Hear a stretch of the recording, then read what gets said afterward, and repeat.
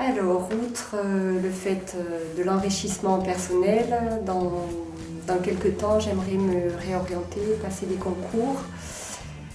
Et c'est pour ça que j'ai souhaité suivre cette formation.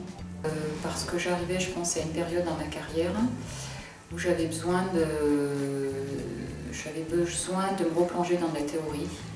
J'avais besoin de reprendre certaines choses. Les étudiants et les jeunes enseignants que j'accueille dans ma classe, que je côtoie, sont des personnes qui maintenant ont un niveau Bac+5 et il me semblait intéressant et pertinent qu'en tant que maître formateur, j'ai également un niveau identique au leur.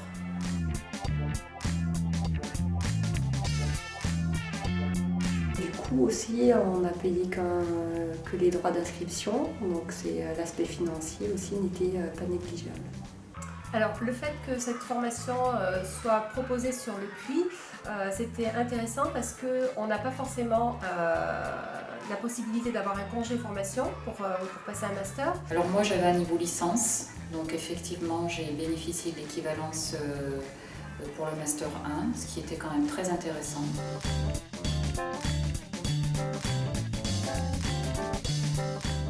Non, pas trop dur, pas trop exigeant, mais du travail. Il y a du travail à fournir.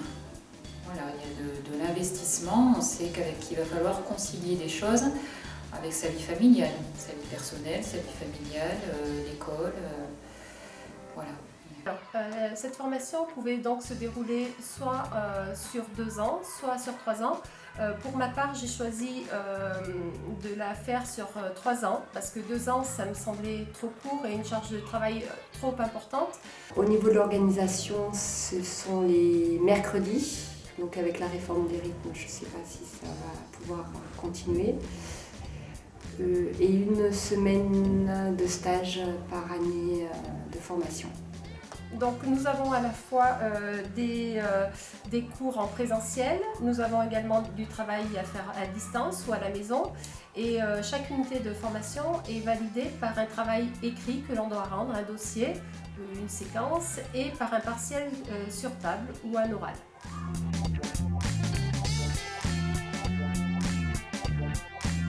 Après, est-ce qu'on en fera quelque chose ou pas, on ne sait pas, hein, puisque tous ceux qui arrivent ont un Master 2 maintenant, donc on n'a pas non plus un niveau, voilà. Hein. Mais c'est quand même une grande satisfaction personnelle et qui apporte au niveau de notre travail aussi énormément. Moi, ça m'a énormément enrichi.